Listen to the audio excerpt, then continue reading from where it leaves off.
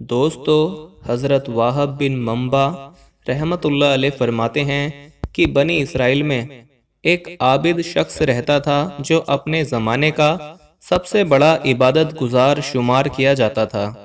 وہ بستی سے الگ تھلگ ایک مکان میں اللہ تعالیٰ کی عبادت کیا کرتا۔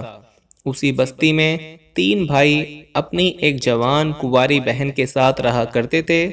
اچانک ان کے ملک پر دشمن حملہ ور ہو گئے۔ ان تینوں بہادر نوجوانوں نے جہاد پر جانے کا پختہ ارادہ کر لیا، لیکن انہیں اس بات کی فکر لاحق ہوئی کہ ہم اپنی جوان بہن کس کے سپرد کر کے جائیں۔ انہوں نے بہت غور و فکر کیا، لیکن انہیں کوئی ایسا قابل شخص نظر نہ آیا جس کے پاس وہ اپنی جوان کنواری بہن کو چھوڑ کر چلے جاتے۔ پھر انہیں اس عابد کا خیال آیا اور وہ سب اس بات پر راضی ہو گئے کہ یہ عابد قابل اعتماد ہے، ہم اپنی بہن کو اس کی نگرانی میں چھوڑ کر چلے جاتے ہیں۔ چنانچہ وہ تینوں اس عابد کے پاس آئے اور اسے صورتحال سے آگاہ کیا۔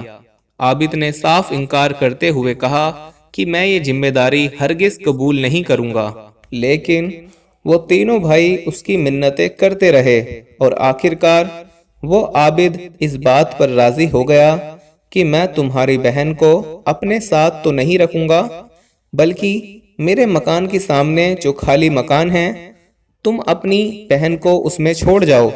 وہ تینوں بھائی اس پر راضی ہو گئے اور اپنی بہن کو عابد کے مکان کے سامنے والے مکان میں چھوڑ کر جہاد پر روانہ ہو گئے۔ وہ عابد روزانہ اپنے عبادت خانے سے نیچے اترتا اور دروازے پر کھانا رکھ دیتا، پھر اپنے عبادت خانے کا دروازہ بند کر کے اوپر اپنے عبادت خانے میں چلا جاتا، پھر لڑکی کو آواز دیتا کہ کھانا لے جاؤ، پھر لڑکی وہاں سے کھانا لے کر چلی جاتی۔ اسی طرح کافی عرصے تک عابد اور اس لڑکی کا آمنا سامنا نہ ہوا۔ وقت گزرتا رہا۔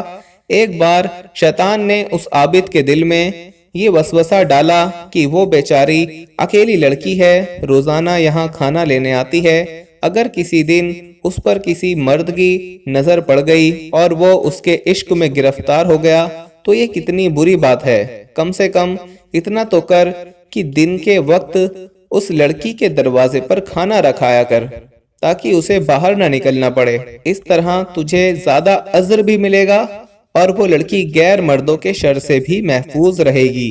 اس عابد کے دل میں یہ وسوسہ گھر کر گیا اور وہ شیطان کے جال میں کسی حد تک پھنس گیا۔ چنانچہ وہ روزانہ دن میں لڑکی کے مکان پر جاتا اور کھانا دے کر واپس آ جاتا، لیکن اس سے گفتگو نہ کرتا۔ پھر کچھ عرصے بعد شیطان نے اسے ترکیب دلائی کہ تیرے لیے نیکی کمانے کا کتنا عظیم موقع ہے کہ تو کھانا اس کے گھر میں پہنچا دیا کر تاکہ اس لڑکی کو پریشانی نہ ہو، اور اس طرح تجھے اس کی خدمت کا ثواب زیادہ ملے گا۔ چنانچہ اس عابد نے اب گھر میں جا کر کھانا دینا شروع کر دیا۔ کچھ عرصہ اسی طرح معاملہ چلتا رہا۔ شیطان نے اسے پھر مشورہ دیا کہ دیکھ، وہ لڑکی کتنے دنوں سے اکیلے اس مکان میں رہ رہی ہے، اسے تنہائی میں دہشت ہوتی ہوگی، اگر تو اس سے کچھ دیر بات کرنے اور اس کے پاس تھوڑی بہت دیر بیٹھ جائے تو اس کی دہشت ختم ہو جائے گی اور اس طرح تجھے بہت بہت اجر و ثواب ملے گا۔ عابد پھر شیطان کے چکر میں پھر پھنس گیا اور اس نے اب لڑکی کے پاس بیٹھنا اور اس سے بات چیت کرنا شروع کر دی۔ پہلے شروعات تو اس طرح ہوئی کہ وہ عابد اپنے عبادت خانے سے بات کرتا اور لڑکی اپنے مکان سے، پھر دونوں دروازوں پر آ کر گفتگو کرنے لگے۔ پھر شیطان کے اکسانے پر وہ عابد اس لڑکی کے مکان میں جا کر اس کے پاس بیٹھتا اور باتیں کرتا۔ آخرکار شیطان نے اب اسے ورگلانا شروع کر دیا کہ دیکھ، یہ لڑکی کتنی خوبصورت ہے، کیسی حسین و جمیل ہے۔ جب اس نے جوان لڑکی کی جوانی پر نظر ڈالی تو اس کے دل میں گناہ کا ارادہ ہوا اور ایک دن اس لڑکی سے بہت زیادہ قربت اختیار کی، اور آخرکار اس بدبخت عابد نے شیطان کے بہکاوے میں آ کر اس لڑکی سے بدکاری کر ڈالی، جس کے نتیجے میں لڑکی حاملہ یعنی پریگننٹ ہو گئی اور اس حمل سے ایک خوبصورت بچہ پیدا ہوا۔ پھر شیطان نے اس عابد کے پاس آ کر کہا کہ دیکھ، تیری حرکت کی وجہ سے یہ سب کچھ ہوا ہے، تیرا کیا خیال ہے کہ جب اس لڑکی کے بھائی آئیں گے اور وہ اپنی بہن کو اس حالت میں دیکھیں گے تو تجھے کتنی رسوائی ہوگی اور وہ تیرے ساتھ کیا معاملہ کریں گے؟ اس لیے تیری بہتری اسی میں ہے کہ تو اس بچے کو مار ڈال تاکہ انہیں اس واقعے کی کانوں کان خبر ہی نہ ہو اور تو رسوائی سے بچ جائے۔ چنانچہ اس عابد بدبخت نے بچے کو ذبح کر ڈالا اور ایک جگہ دفن کر دیا۔ اب وہ مطمئن ہو گیا کہ لڑکی اپنی رسوائی کے خوف سے اپنے بھائیوں کو اس واقعے کی خبر نہ دے گی۔ لیکن شیطان ملعون دوبارہ اس عابد کے پاس آیا اور کہا، اے جاہل انسان، کیا تو نے یہ گمان کر لیا کہ یہ لڑکی اپنے بھائیوں کو کچھ نہیں بتائے گی؟ یہ تیری بھول ہے۔ یہ ضرور تیری ساری حرکتوں کے بارے میں اپنے بھائیوں کو آگاہ کرے گی اور تجھے ذلت و رسوائی کا سامنا کرنا پڑے گا۔ تیری خیر اسی میں ہے کہ تو اس لڑکی کو بھی قتل کر کے دفن کر دے تاکہ معاملہ ہی ختم ہو جائے۔ اب عابد نے شیطان کے مشورے پر عمل کیا اور لڑکی کو قتل کر کے اسے بھی بچے کے ساتھ ہی دفن کر دیا اور دوبارہ مشروف عبادت ہو گیا۔ وقت گزرتا گیا۔ جب اس لڑکی کے بھائی جہاد سے واپس آئے تو انہوں نے اس مکان میں اپنی بہن کو نہ پا کر عابد سے پوچھا تو اس نے روتے ہوئے جواب دیا، تمہارے جانے کے بعد تمہاری بہن کا انتقال ہو گیا اور یہ اس کی قبر ہے، وہ بہت نیک لڑکی تھی۔ اتنا کہنے کے بعد وہ عابد رونے لگا اور اس کے بھائی قبر کے پاس پھوٹ پھوٹ کر رونے لگے۔ کافی دن وہ اسی مکان میں اپنی بہن کی قبر کے پاس رہے، پھر اپنے گھروں کو لوٹ گئے اور انہیں اس عابد کی باتوں پر یقین آ گیا۔ ایک رات جب وہ تینوں بھائی اپنے اپنے بستروں پر آرام کرنے کے لیے لیٹے اور ان کی آنکھ لگ گئی تو شیطان ان تینوں کے خواب میں آ گیا اور سب سے بڑے بھائی سے سوال کیا، تمہاری بہن کہاں ہے؟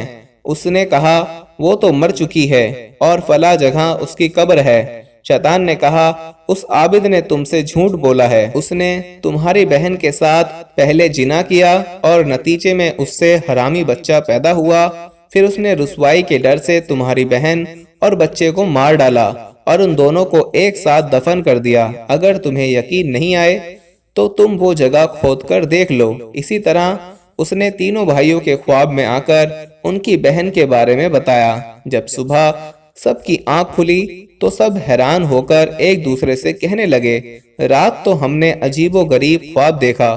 پھر سب نے اپنا اپنا خواب بیان کیا۔ بڑا بھائی کہنے لگا کہ یہ محض ایک جھوٹا خواب ہے، اس کی کوئی حقیقت نہیں، لہٰذا اسے ذہن سے نکال دو۔ چھوٹے بھائی نے کہا، میں تو اس کی ضرور تحقیق کروں گا اور ضرور اس جگہ کو کھود کر دیکھوں گا۔ چنانچہ وہ تینوں بھائی اسی مکان میں پہنچے اور جب اس جگہ کو کھودا جس کی شیطان نے نشاندہی کی تھی تو وہ یہ دیکھ کر حیران رہ گئے کہ وہاں ان کی بہن اور ایک بچہ ذبح شدہ حالت میں موجود ہیں۔ اب کیا تھا، وہ سیدھے اس بدبخت عابد کے پاس پہنچے اور اس سے پوچھا، سچ سچ بتاؤ کہ تم نے ہماری بہن کے ساتھ کیا کیا ہے؟ عابد نے جب ان کا غصہ دیکھا تو اپنے گناہ کا اعتراف کر لیا اور سب کچھ بتا دیا۔ چنانچہ وہ تینوں بھائی اسے پکڑ کر بادشاہ کے دربار میں لے گئے اور پھر بادشاہ نے ساری بات سن کر اسے پھانسی کا حکم دے دیا۔ جب اس بدبخت عابد کو پھانسی دی جانے لگی تو شیطان مردود اپنا آخری وار کرنے پھر اس کے پاس آیا اور اس سے کہا، میں ہی تیرا وہ ساتھی ہوں جس کے مشورے پر عمل کر کے تو عورت کے فتنے میں مبتلا ہوا، پھر تو نے اسے اور اس کے بچے کو قتل کر دیا۔ ہاں، اگر آج تو میری بات مان لے گا تو میں تجھے پھانسی سے رہائی دلوا دوں گا۔ عابد نے کہا، اب تو مجھ سے کیا چاہتا ہے؟ شیطان بولا، تو اللہ کی وحدانیت کا انکار کر دے اور کافر ہو جا۔ اگر تو نے ایسا کر دیا تو میں تجھے آزاد کروا دوں گا۔ یہ سن کر عابد کچھ دیر سوچتا رہا اور پھر دنیاوی عذاب سے بچنے کی خاطر اس نے اپنی زبان سے کفریہ کلمات بکے اور اللہ کی وحدانیت کا منکر ہو گیا۔ نعوذ باللہ۔ جب شیطان نے اس بدبخت عابد کا ایمان بھی برباد کروا دیا تو اسے حالت کفر میں پھانسی دے دی گئی اور شیطان فوراً اپنے ساتھیوں سمیت وہاں سے غائب ہو گیا۔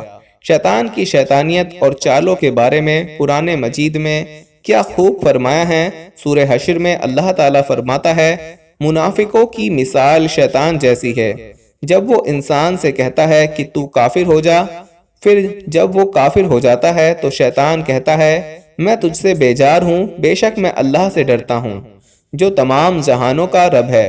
اللہ تعالیٰ ہمیں عورت کے فتنوں اور شیطان کی مکاریوں سے ہر حال میں محفوظ رکھے۔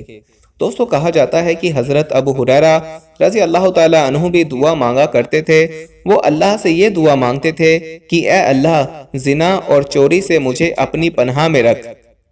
یہ دعا سن کر لوگوں کو بڑا تعجب ہوا کرتا اور کہنے لگے لوگ اے حضرت ابو ہریرہ آپ اس وقت عمر کے آخری مرحلے میں ہیں اور نبی کریم صلی اللہ تعالیٰ علیہ وسلم کا فیض صحبت بھی آپ کو نصیب ہے، کیا پھر بھی آپ کو زنا اور چوری کا اندیشہ ہے جو ایسی دعا مانگ رہے ہیں؟ آپ نے ایسے موقع پر تاریخی جواب عنایت فرمایا، یعنی میں اپنے نفس سے کیسے مطمئن ہو جاؤں اور اسے کس طرح محفوظ تصور کروں حالانکہ ابلیس ابھی زندہ ہے۔ تو دوستو بے شک شیطان اپنے وسوسوں کے ذریعے سے انسان کو بہکانے کی کوشش کرتا ہے۔ ہمیں اپنے نفس پر قابو پاتے ہوئے اللہ تعالیٰ اور رسول کریم صلی اللہ تعالیٰ علیہ وسلم کے بتائے ہوئے طریقوں پر زندگی گزارنی ہے تاکہ ہماری یہ دنیا بھی اچھی ہو جائے اور ہماری آخرت بھی اچھی ہو جائے۔ امید ہے دوستو آپ کو ہماری آج کی یہ ویڈیو پسند آئی ہوگی۔ اگر پسند آئی ہے تو اس کو دل سے لائک کریں تاکہ ہم ایسی ہی اور ویڈیو آپ کے لیے لاتے رہیں، اور اپنے قریبی لوگوں میں شیئر ضرور کریں۔ ملتے ہیں اپنی اگلی ویڈیو میں، تب تک کے لیے مجھے اجازت دیجیے۔ فی امان اللہ۔